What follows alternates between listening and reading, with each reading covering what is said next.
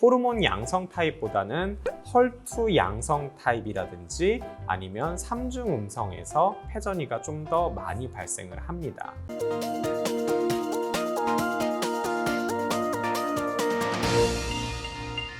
안녕하십니까. 유방외과 전문의 이양민입니다.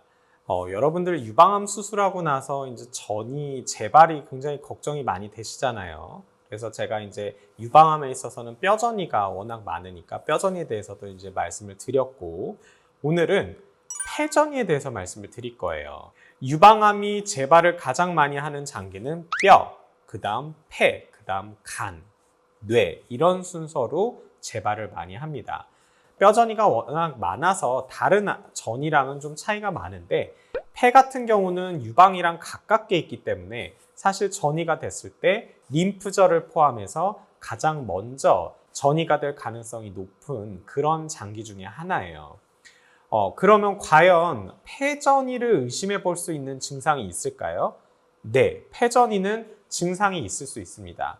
첫 번째로 기침입니다. 사실 근데 감기만 걸려도 기침이 나오잖아요. 그쵸? 근데 좀 심상치 않은 기침이 자꾸 나온다. 특히 누웠을 때 그런 게 심해진다. 아니면 기침이 나오면서 평소에 누웠을 때 약간 답답하고 좀 숨쉬기가 불편하고 호흡곤란이죠. 이런 게 같이 동반이 되어 있는 거면은 폐전이를 한 번쯤은 의심을 해봐야 돼요. 근데 사실 요즘에는 유방암 재발을 1년마다 한 번씩 검사를 하기 때문에 엑스레이 검사라든지 펫CT 검사를 하면서 전이가 금방 찾아져요. 그래서 증상이 있기 전에 발견되는 경우가 대부분이긴 합니다. 하지만 그것과 별개로 기침이 너무 심하게 나면서 호흡곤란이 있다 그러면 폐전이가 되면서 늑막에 물이 차서 그럴 가능성이 있어요. 그래서 유방암 수술한 지 한 얼마 2, 3년 정도밖에 안 됐는데 갑자기 기침이 좀 심하게 나고 호흡하기가 조금 불편하다, 이런 증상이 있으면은 반드시 병원에 가보셔야 됩니다. 폐전이가 아니더라도 어떤 방사선 치료로 인한 방사선 폐렴일 수도 있고요.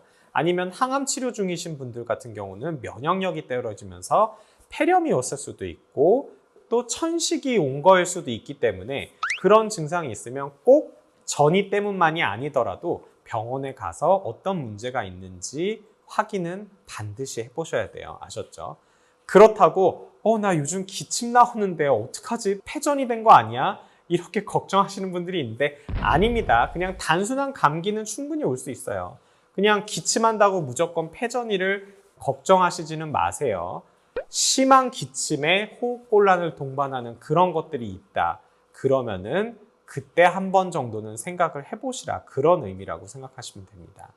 그리고 전이가 됐는지를 확인하는 방법은 기본적으로는 이제 엑스레이를 찍겠죠. 엑스레이에서 뭔가 이상이 있거나 아니면 엑스레이를 건너뛰고 바로 CT를 볼 수가 있습니다. 그리고 CT상에서 웬간에서는 재발이 됐구나, 아니면 단순 염증이구나, 기관지염이구나, 이런 것들을 감별할 수가 있습니다. 뭐 필요에 따라서는 펫CT가 아니라 PET, 펫CT를 찍는다든지 조직 검사가 필요한 경우도 있지만 대부분은 그냥 펫CT를 찍음으로써 알 수가 있어요. 그래서 결국에는 수술 받으신 병원에 가서 확인을 해보셔야 됩니다.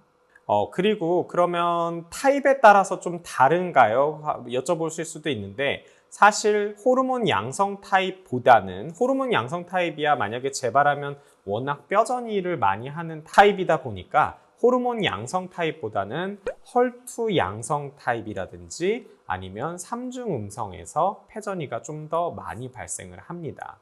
그래서 뭐 그렇다고 내가 뭐 삼중 음성인데 그럼 폐전이가 잘 된다고 이렇게 생각하지 마세요. 그냥 타입에 따라서 좀 더 잘 발생하는 전이 장기가 조금 다를 뿐인 거고, 삼중 음성이라고 무조건 폐전이 가능성이 엄청 높고 그렇다는 의미는 아닙니다. 아셨죠? 그래서 오늘 여러분들 유방암에 있어서 폐전이가 있을 때 증상이 어떤지 그것에 대해서 말씀을 드렸고, 여러분들 너무 걱정하지 마시고 혹시나 그런 증상이 있을 때는 조심하시고 확인을 해보시라, 그런 의미로 제가 오늘 영상 준비를 했습니다.